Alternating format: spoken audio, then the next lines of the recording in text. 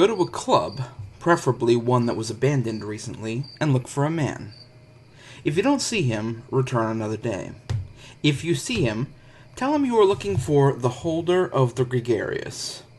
If he gives you a sadistic grin, run. A terrible fate awaits you if you don't. However, if he gives you a genuinely friendly smile and holds open the door for you, you're safe. For now. Go inside. He will close and lock the door behind you, leaving you alone. Do not try to leave, and do not try to break down the door, for your life will be in grave danger if you do. Now that you are inside, you must walk to the center of the room and either sit or stand, it doesn't matter which. Do not make a sound and do not say anything. It could happen right away, or it could happen after a long wait, but either way, people will begin to appear, and the club will appear to come back to life. They will be loud, and they will be close to you. Do not cover your ears, and do not try to move away from them, for if you do, you'll be violently attacked by every last one of them. Keep standing there, and keep silent.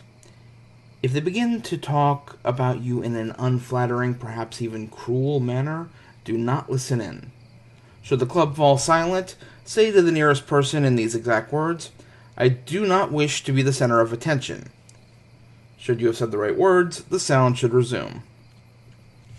If you did everything correctly and keep standing quietly, a burly, dark-skinned man will eventually approach you and tell you to come with him. Do not resist, and do exactly what he says.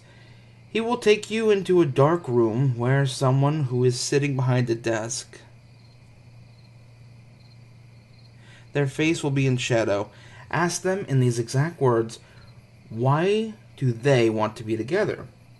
That person will move their face out of the shadow as they lean forward, revealing them to be an older version of yourself as the opposite sex, and they will tell you in graphic detail how they were born and how they will die. Do not look away from your male or female double, and do not try to cover your eyes or you will lose the ability to speak. Once your double has been told their tale, you will faint and collapse. Do not try to protect yourself. When you awaken, you will be in the abandoned, empty, and locked club. The next time you are in contact with other humans, you will have an unusual understanding of how they truly are. That understanding is Object 251 of 538. Do not try to understand their motives.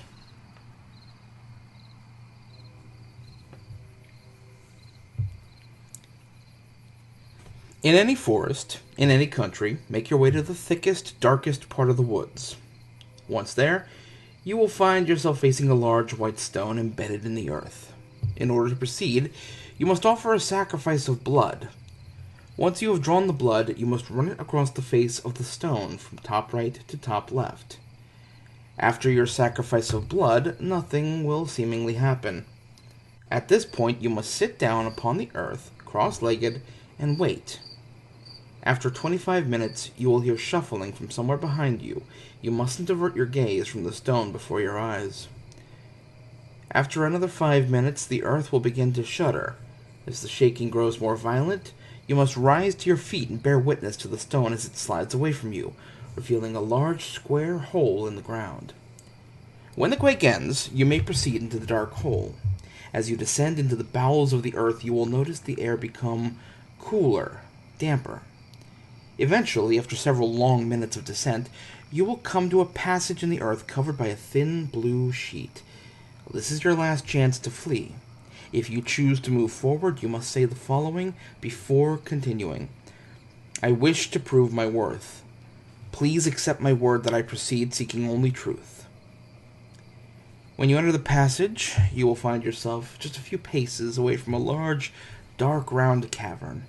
Entering, you will be greeted by the reflective eyes of a vaguely humanoid creature, crouching in the center of the rooms, his hands folded atop something on the floor.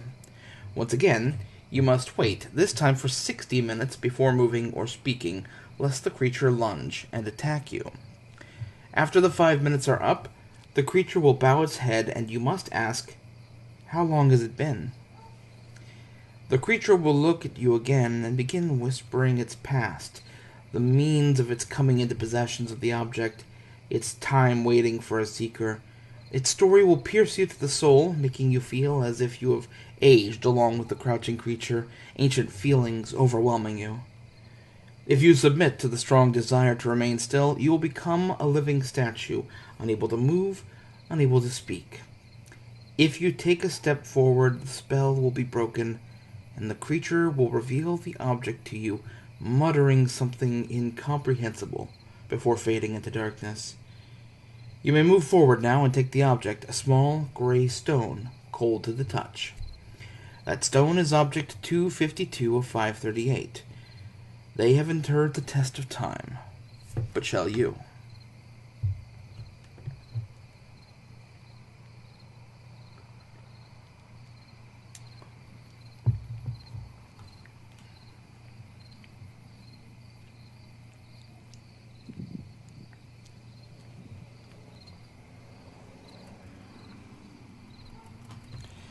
The following transcript was discovered at a library sale in Moab, Utah, tucked inside a copy of the children's book Come Back, Blue Rabbit by Peony Strubmeyer. No trace of the 5 remaining messages could be found. Appearances suggest that the document was last used as a makeshift bookmark. Passages crossed out with black ink have been omitted. Omitted from the office of omitted. Standing officer omitted. Transcript requested from omitted. Restored by C. Varley. Intercepted audio telegraph message 5 of 6. Date August 15th, 1893. Time 3:23 CET. Location Copenhagen. Subject omitted. Recipient P. Grayling. Now listen up. I'm only going to say this once. They say the world's getting smaller, and maybe they're right, but there's something so big and scary they won't get any smaller at all. These ugly secrets about the world, you know what I'm talking about, don't deny it. These festering, bloated secrets none of us know how to bury. Well, I've got another one for you. They say that in any city or town, in any country in the whole blessed world, all you need to do is walk into the second library or bookseller you find. That's the second, mind you, not the first. I've heard tell with the others, the others will ask someone at the counter for a holder or something other, but that's the wrong thing to do in this case. Doing that will only get you chewed up and spat out into soggy little pieces. No. Now what you want to do is stroll right on by and get yourself to any fiction section. Then you pick up any book that suits your fancy. Yes, you heard right, any book. Sounds funny, doesn't it? Well, it gets funnier than that. If you're not careful, they say, about which book you pick, then you're in for a heap of hurt. Because books can be kind, but they can also be cruel. People forget that. They can twist a man and his motives into something awful monstrous. Of course, if this happens, it was probably meant to be. Some folks are monsters at heart. Well, once you get your book, you just buy or check it out in any ordinary library, but you be sure to watch that librarian's face. See if they look relieved or happy about what you hand them. Then you've done it wrong. Just put the damn thing back and walk away, and don't try again until the day after, because if you do, you'll regret it. Trust me. There's no part of me that wants to see you haunted by an eternal force of regret. Now listen, if you're feeling up to it, you can just sit down in the alleyway right then and there and read that book start to finish. Now I wouldn't say I recommend it though, because you might not get the chance to finish it. Oh, and it's very important that you finish it. You hear me? Finish the book. If you don't, you'll be sorry. They'll cripple your mind with questions, and not one blessed soul here will be able to answer them for you. Once you're done, just sit back and soak in the story. Give it a moment. If you've done it right, you'll feel paranoid and entirely unsure about your place in the world. Maybe you'll see little shadows flit and scatter in the corner of your eye. Maybe you'll have horrific nightmares you can't shake yourself out of. Maybe those nightmares will chase you around in the daylight. If this happens, it just means you're getting somewhere. Several lines are omitted at this point. Now, you're ready. Look, for a way to get a hold of that author, send them something they'll like, a tribute, something real nice and pretty. Introduce yourself, and this time, now's the time for you to ask for the holder. Call them the holder of fiction. don't make sense, but that's because we're human. Things like this were never really meant for fools like us anyways. If all goes well and the stars are lining up just right, then you've done everything I tell you to do. They should be real friendly and say, "I've been waiting for you." If they don't say that or they act confused or hostile, then you're in trouble and you ought to stop and wait. Just wait for a while, then start the whole thing over again. I mean, the whole thing. If you don't, and you keep talking to this person, or you apologize or something, well, they're not going to be a person anymore, understand? They'll turn into something you don't want anything to do with. And they'll do things to you you don't want them doing to you. I'll leave it at that. This holder of fiction is just going to ask you for a word. Be sure to give it to them. It'll be the 11th word on the 11th page of the same book you just got done reading. Why? Well, it's the numbers, you know. They're important in ways we'll never comprehend. Just remember, 11 on 11, 11, 11. You'll probably be amazed to find that this holder is friendlier and more sociable than many others you could tangle with, but you'll still need to be on guard, because this is not the tricky part. You can ask this creature anything you want for as long as you want, you know. They'll be in a good mood, and they'll chat for a long, long time. By no means does this mean that they're human, or that they're on your side, or that they aren't itching to devour you where you stand. They're just friendly, is all. Now, pay attention. The last thing they must ask is very delicate, very specific question. How did they become real? This holder's tone and demeanor will change like the wind, and you'll find yourself listening to hushed tones about the terrible secrets of reality, proofs of the eldritch nature of our world. Your head's gonna spin, your stomach will flip-flop, and you might feel the urge to vomit, scream endlessly, or even lash out and kill the sucker, God forbid, but you gotta hold fast to the word spoken, because you'll be asked to make an important choice. It's the choice that makes this one so dangerous. The choice is different for everyone who comes down the line looking for their treasure, but they're all important. Damn important. Now you be careful and don't lose your head. And after a short or long while, the holder of fiction character is going to send an object to you, a simple prize to reward your infinite curiosity. Something you can hold. Something you can take with you. Something you will never be rid of. Now, it might or might not have strange powers, but that's irrelevant. This thing is Object 253 of 538. One man's fiction is another man's truth. Notes. With this new circumstantial evidence, I believe the holder's existence has been confirmed and that the object has been properly located by a number of omitted. All retrieval units are standing by, awaiting orders from our good friend omitted. The document is worn and faded in places and seems to be authentic. Towards the bottom left-hand corner of the transcript, there are a series of flaking smear marks that appear to be of dried blood.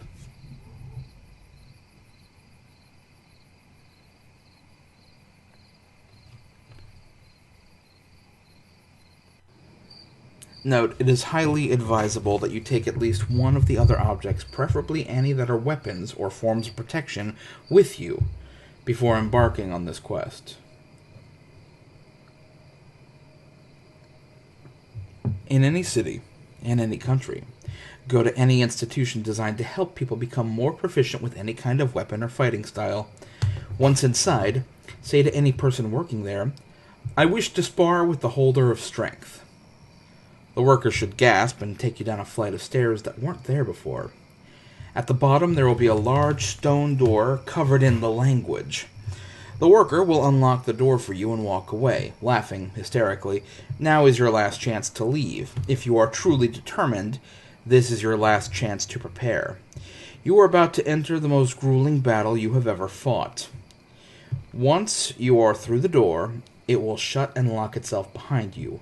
You will now be trapped in a large room with a giant, fleshless demon armed with a double-edged sword, wearing armor adorned with the remains of fallen seekers. He will let out a deafening howl and charge towards you. If you manage to dodge this attack, you should notice a spear made out of what appears to be a solid chunk of otherworldly crystal stuck in the holder's back. Any damage you do to the holder will heal immediately, and if you are defeated, he will skin you alive and devour you whole. Your skin will be naught but another trophy for his hellish suit of armor. The only way to kill this terrifying monster of a holder is to remove the spear from his back. This will not be an easy task, as the holder is a master of combat, and even if you grab the spear, it will require an enormous amount of force, for a human anyway, to pull it free. If you can, by some miracle, successfully remove the spear from his back, the holder will instantly shatter, and the door you entered through will open. It will now lead you to a place you call home. As long as you're in possession of that spear, you will be extremely skilled with all types of weapons, as well as with all martial arts. Don't try using it against any holders, however, for they are far more prepared than you will ever be, and they don't like their intelligence being insulted. The crystal spear is object 254 of 538. All the strength in the world won't be able to save you, should they come together.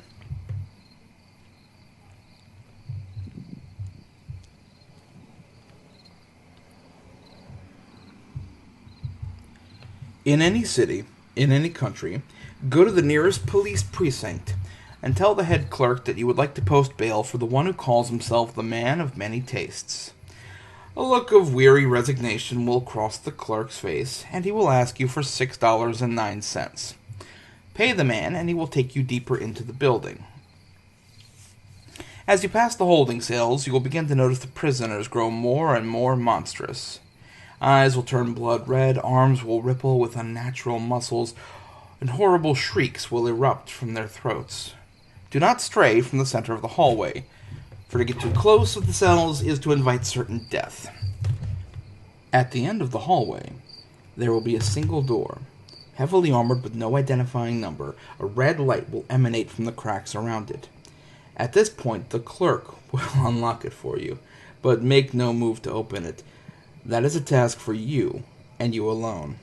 If you manage to muscle the doors open, proceed within.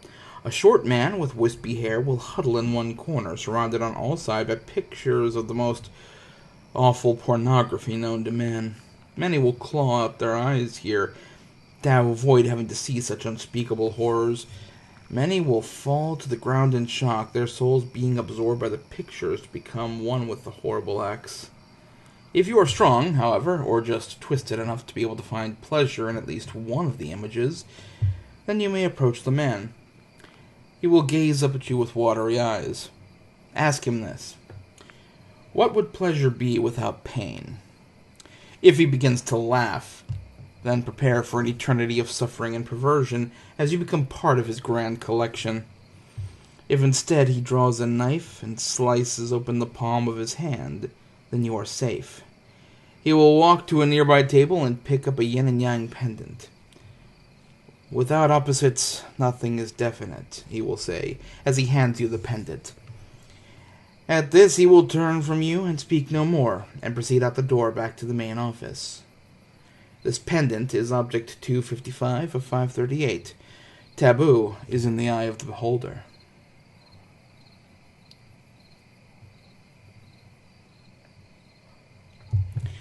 In any city, in any country, go to any beach water park with a wave pool you can find. When you are ankle deep in the water, proclaim that you wish to see the holder of hunger. Soon the people around you will begin to vanish. You will become drowsy and want to nod off. I suggest you do, but lay down first, or you are likely to crack your skull on the fall. It doesn't matter if you go to sleep or not. It's your choice, and it'll take you to the same place. However, if you're awake, you'll see how you get there, what's taking you, and countless other horrors that no man should see. Many go mad on the way down. Be warned, though. If your sanity leaves you, your ride will never end. If, however, you choose to succumb to sleep, you should wake up far below the surface of the large body of water. You'll be tied to a large wooden post for an undetermined amount of time. You will have to wait until 9 others join you. You could be the first, you could be the last. You could be waiting 5 minutes or maybe 5,000 years. No matter how long you wait, you'll feel everything. The lack of air in your lungs, starvation, fatigue, unknowable fear, but not death. When 10 people are finally joined in the murky depth one at a time, the holder will emerge. A hulking behemoth, rotten scales hanging loosely from its tainted form, row upon row of jagged teeth lining all 3 of its slavering mouths. Its eyes will be darker than the blackest night. Take care you don't make contact with them, lest you be trapped forever in their depths.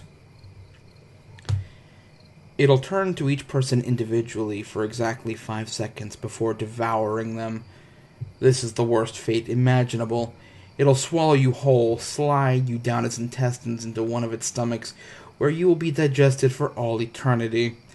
The only way to avoid being devoured is to ask the question, what do they hunger for? After eating the other 9, he will explain to you in horrible detail exactly what it is they hunger for, and even worse, that it's you who must feed them. He will then eat you. Have no fear, for the beast only has 9 stomachs. You must simply slide past them and through his seemingly endless body. When you come through what should be his anus, you'll be back where you started. The slime you are covered in is object 256 of 538. It'll never completely wash off.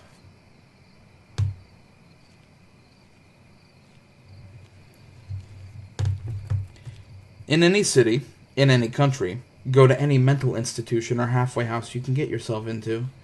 Once inside, ask the person working at the front desk to see the holder of endurance.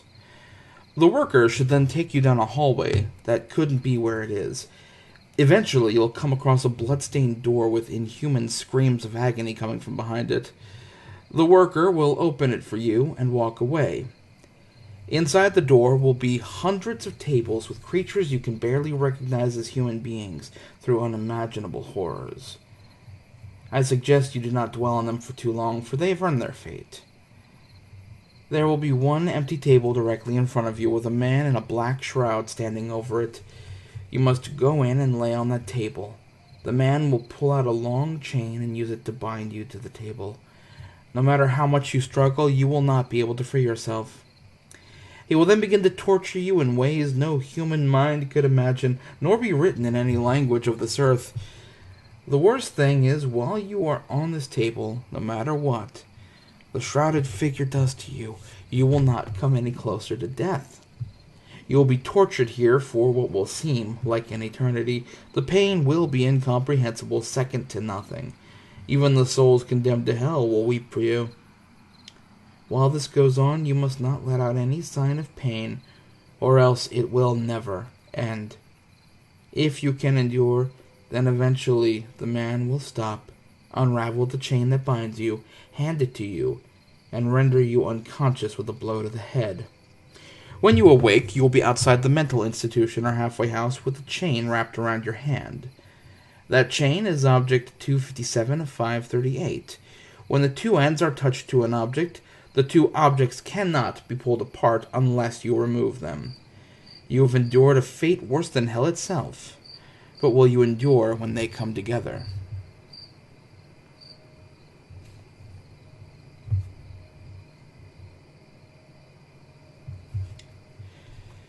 In any city, in any country, go to any maternity ward you can get yourself to.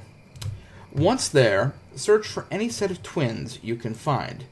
If there are none, then pity yourself, dear seeker, for you have not been deemed worthy of this object.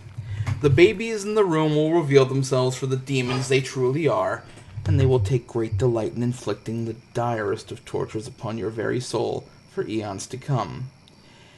If you do find a set of twins, however, ask them to see someone who calls himself the Holder of Gemini. The bassinet holding the twins will separate, revealing a staircase stretching down as far as the eye can see.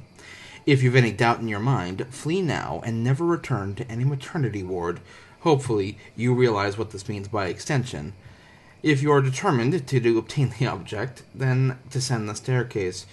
The bassinet will reform behind you. There's no going back now. Eventually, the staircase you'll split into two. Both look identical, and indeed, they both lead to the same destination, but they are in fact very different paths. One staircase will seem to continue on forever, yet have no imminent dangers. You will descend these stairs for weeks, perhaps even months, before you arrive at the bottom. It is highly likely you'll lose your sanity before you make it that far. The other staircase will be shorter, but treacherous with nightmarish creatures. They will taunt and torment you, breathe in your face and snarl in your ears, but they cannot harm you unless you stop. Don't hesitate, don't flinch, or you'll sorely regret it. Regardless of the path you chose, you won't know until you're long on it, you'll eventually come to stand in front of a large stone door. Knock twice, and only twice, unless you perchance enjoy being rent in two, then enter. You'll find yourself in a simple stone chamber with a set of teenage identical twins standing on either side. Only one of these is the true holder. The other is an imposter. Turn to one and ask, "Is there a backup plan?" May hell have mercy on you should you ask the wrong twin. Ask the right one, however, and you will suddenly see the entire universe reflected on every surface in the room. The holder will then compare all existence to the magnitude of the disaster that awaits, should they be reunited, and at this point you'll finally realize how insignificant the universe is in comparison to the power of the objects. Many lose all hope here. In this case, the holder will lay his hands on you, transforming you into one of the enslaved creatures inhabiting the shorter staircase. If against all odds your resolve as a seeker remains intact, look the holder dead in his two eyes and shout as loud as you possibly can, "Begone, both you and your foul illusions!" The holder and the reflections around you should all shatter, and all that should now be left in this chamber are yourself and a small, frameless, rectangular mirror, hardly larger than the palm of your hand. Take it, and you'll find yourself in the bathroom of the place you call home. With this mirror, think of anything you can, up to and including the holder of Gemini, and a perfect doppelganger of that person will appear before you. It will not work, however, on any inanimate object or any other holder you have not met, for if you truly knew who the holder you thought of was, you'd have his or her object by now anyway. This exact replica will be identical to the person you would have thought of, down to the last minute detail.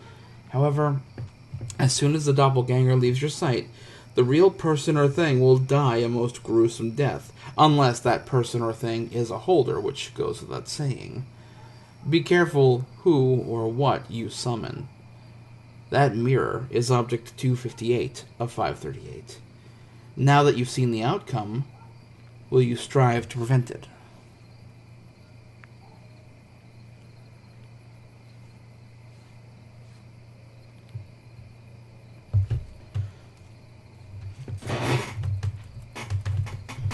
In any city, in any country, go to any police station or prison you can get yourself to. When you reach the front desk, ask to visit a prisoner who calls himself the holder of imprisonment. The person behind the desk will tell you he has no idea of what you speak. Continue asking until a warden or police chief confronts you, telling you to hold your tongue of such nonsense. Become very adamant and rude until they threaten to throw you in jail. At this point, you will need to do something that will get you imprisoned. At first, try pushing the warden or calling the police chief's wife a whore. They will attempt to restrain you. Fight back. If they throw you in any typical jail cell, you'll be doomed to rot there until the prison rats have had their fill. Instead, get yourself beaten. Fight as hard as you can so they try to knock you out. If you succeed in this, the others will hold you down while the warden repeatedly crushes your face with his bare fist. You will lose teeth. Whatever you do, don't swallow them. You'll need them later, so keep them in your mouth. This will spare you from a second fit of pain. When the warden's hands are red and swollen and no longer can clench a fist, they will drag your bloody, beaten body away, but do not black out. You will need to be vigilant as they carry you deeper into the prison, further than what seems possible. It'll grow darker, and the cells will look older and older until the bars of the cell door have rusted. Soon the cell doors will become heavy wooden doors. The floor will become dirt and the candles will light the way. When you've noticed the candles have become torches, taunt the guards by saying, "But who watches the watchman?" The guards will pause, and they will throw you into the nearest cell. If Lady Luck is with you, you will have a cellmate. His name will be Dargo, the Civil. He will be a thin old man, wearing nothing but a loincloth and shackles on his feet. He will have a long stick with which he retrieves his daily rations when they slide under the door. You must ask him, "Will God bring me justice?" But he will laugh at you so hard he begins to cry. You must snap his stick in half. With the means of maintaining sustenance snapped with it, you must now eat his food, even as he begs you for just a single bite. Each day a tray of food for one will be slid under the door. Eat it all yourself, not sharing so much as a single crumb.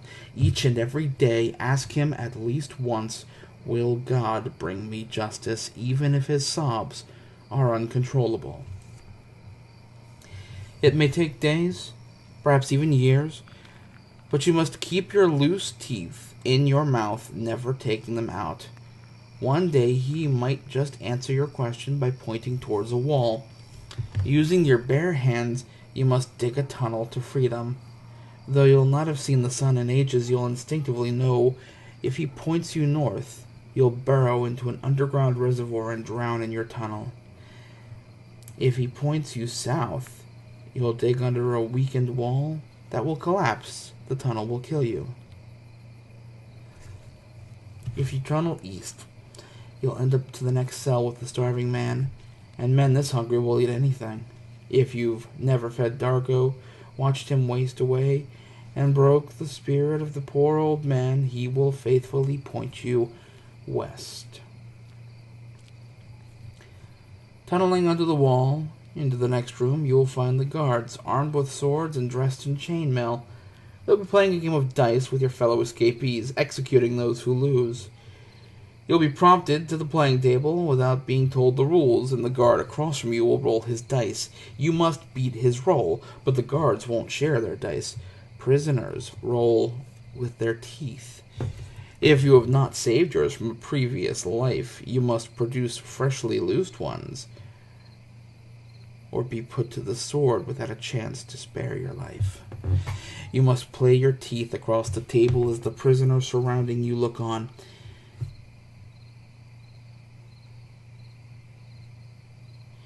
You won't know whether you've won or not until you feel a blade in your back or the keys to your freedom in the hand.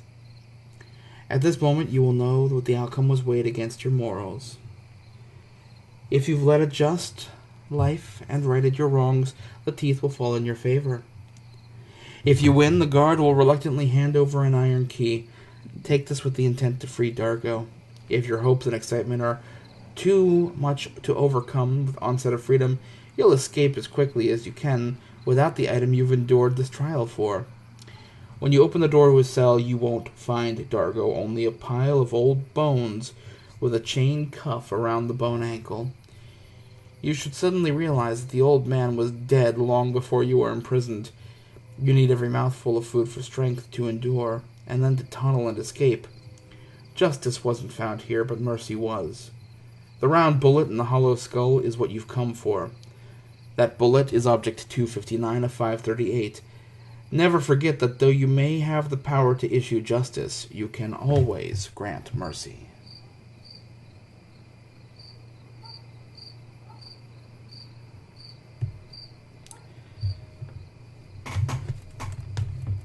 So, you brave mortal, believe you have the lust for revenge great enough to seek me. I hope you do, or never think of me again. To find me, seek the closest mental institution or halfway house you can find. Enter, enraged, the lust for revenge coursing through your veins. In an intimidating manner, approach the receptionist and grab her by the throat. Demand counsel with me, and do not release your death grip until the receptionist's cheeks begin to turn purple. Do not stop when you hear her spine begin to crack. Release her when the lights begin to flicker. She will then fall to the ground and spectacularly rise again, laughing satanically. She will tell you there is no escape now, mortal, and darkness will enshroud you. When the lights come on, you will be standing on a platform which seems to be floating in midair. The sky around you will be stained blood red, accompanied by the most fearsome-looking thunderstorm clouds you will have ever seen. A fierce gale will be blowing, carrying the life and screams and cries of those who have failed my challenge before you. Fully armored, you will be wielding your weapon of your choice, be it a sword, a bow, or an axe. My most fearsome warrior will stand from the storm of unending madness. Though you may try to kill him, you will find it impossible to administer a finishing blow.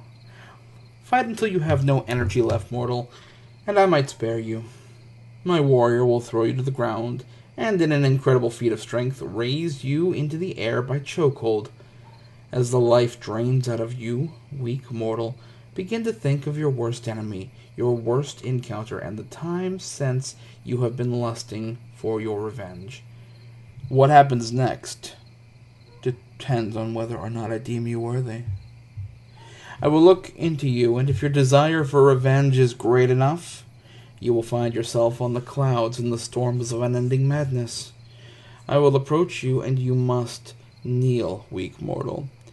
I will channel my energies into your weak, pathetic life force. Let your anger and lust for revenge course through you, and this energy will transform itself into power you have never felt before. You will then find yourself in the chokehold of your enemy. With your new power, you will be unstoppable, I assure you. When you bring my warrior to his knees, his helmet will crumble. He will be your worst enemy. With the power flowing through your veins, it'll be hard to resist destroying him, but you must refrain. If you are successful, a couple seconds later, I will take the place of my warrior. Do not attempt to destroy me, or I will show you pain as you have never experienced. Ask me, to what lengths will they go to satisfy their hunger? Be warned, the answer is one so unpleasant even I do not rest easy thinking of it. When I am done, the thunderclouds will erupt and everything will go dark. You will wake up in the intensive care unit of the nearest hospital. Break out, and when you escape, you will find a giant red scar cut diagonally into your body. That scar is Object 260 of 538. A word of warning: power corrupts.